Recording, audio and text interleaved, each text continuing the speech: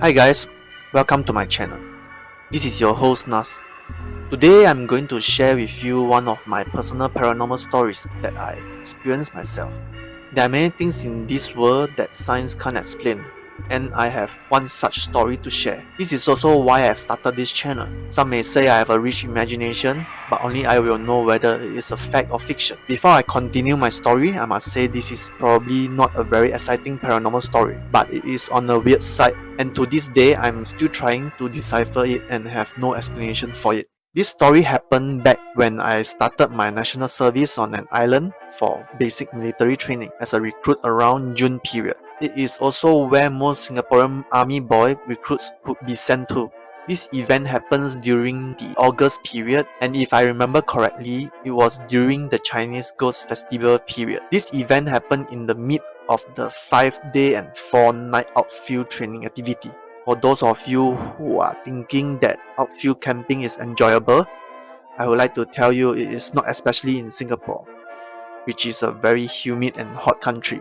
Just ask any of those that did serve army with outfield related experience and also stay and sleep on the muddy ground, especially those that require you to stay and camp for more than a night. Moreover, this requires us to stay outfield and camp for 4 nights without bathing and had to rely on powder bathing. It was a horrible experience. I shall skip the nitty-gritty details of the training activity and go to my main story. I'm not sure how many recruits remembered or have this situational test training during their recruit outfield training, but our training commander hosted a night courage walk activity.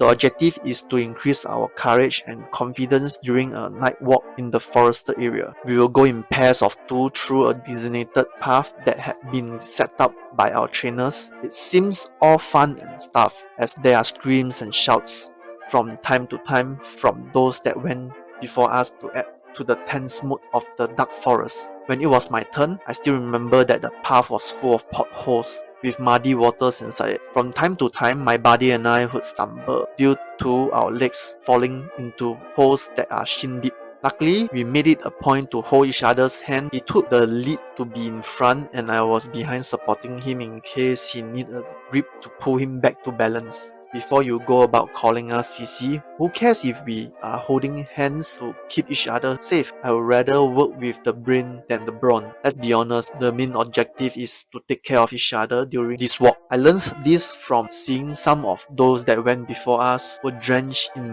mud due to a fall and their body didn't take care of them. Alright, so what makes the night walk interesting is trainers are hiding in the bushes nearby and we caught wind of things they would do to jump scare us. It varies from bush shaking, body grabbing, probably also kidnapping you from your body, and weird sound making were some things they would do. We were given a designated path by our trainers to cross. The area is dark but there were dim red light glow sticks to guide our way. If you have ever played with glow sticks, you would know that red is the one with the dimmest light. So it is not in any way helping to light up the path we are traveling on, but act more like a waypoint to travel to. As expected from our intel of previous recruits, the first thing we saw was the bush shaking and we just laughed it off and continued our journey. It was a really rough terrain as we continuously stumbled into a pothole every step, and a 20-meter or so walk turned out to be about a few minutes. Halfway through the journey, I felt my left leg calf got grabbed by someone, so I got curious and looked back and there was no one behind. So I proceeded to look down at my calf and saw a shadowy hand grabbing my calf and I felt goosebumps. As I mentioned earlier, the forest is really dark and the only lighting available was the red dim light stick. So who was able to grab my calf with such precision? Even though it doesn't feel right, I told myself to not panic and start to slightly push my body to continue to proceed and not stop. We proceed off the zone slowly and the hand that was grabbing my calf gradually let go without much resistance and retracted back into the thick bushes. Fortunately, I looked back again and hoped to see a silhouetted figure that was pranking me, but to no avail. It was dark and the only thing I could see was the red light glow stick hanging on a bush from the path that I came from. While moving forward, we also hear weird noises which were made by our trainers.